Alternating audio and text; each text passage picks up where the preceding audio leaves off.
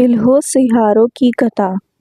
जीवित पुत्री का व्रत में चिल्हो सियारों की एक कथा भी सुनी जाती है। वह संक्षेप में इस प्रकार है। एक वन में सेमर के पेड़ पर एक चील रहती थी। पास की झाड़ी में एक सियारन भी रहती थी। दोनों में खूब पड़ती थी। चीलो जो कुछ भी खाने को लेकर आती उसमें से सियारन के लिए जरूर हिस्सा रखती। सियारन भी चीलो का ऐसा ही ध्यान रखती। इस तरह दोनों के जीवन आनंद से कट रहे थे। एक बार वन के पास गांव में औरतें जितिया की पूजा की तैयारी कर रही थी। चीलो ने उसे बड़े ध्यान से देखा और अपनी सखी सियारों को बताया।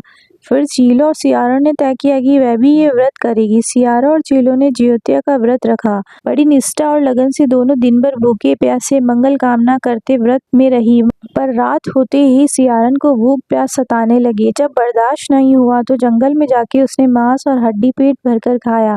चीलो ने हड्डी चबाने की कड़कड़ की आवाज सुनी तो पूछा कि ये कैसी आवाज है। सियारिन ने कह दिया, बहन भूख के मारे पेट गुड़गुड़ा रहा है, ये उसी की आवाज है। मगर चीलो को पता चल गया। उसने सियारिन को खूब लताड़ा कि जब व्रत नहीं हो सकता तो संकल्प क्यों लिया था। सियारिन लजा गई, पर व्रत भंग हो चुका था। चीलो रात भर भूखे प्यासे रहकर व्रत पूरा किया। अगले जन्म में दोनों मनुष्य रूप में राजकुमारी बनकर सगी बहनें हुई। सियारिन बड़ी बहन हुई और उसकी शादी एक राजकुमार से हुई। चीलो छोटी बहन हुई, उसकी शादी उसी राज्य के मंत्री पुत्र से हुई। बाद में दोनों राजा और मंत्री बने। सियारन रानी के जो भी बच्चे होते वे मर जाते, जबकि चीलो के बच्चे स्वस्थ और हट्टे कट्टे रहते।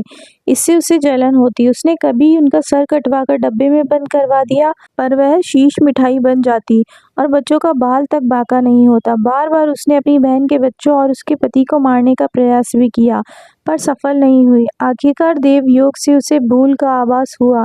उसने क्षमा मांगी और बहन के बताने पर जीवित पुत्री का व्रत विधि विधान से किया और उसके पुत्र भी जीवित रहे।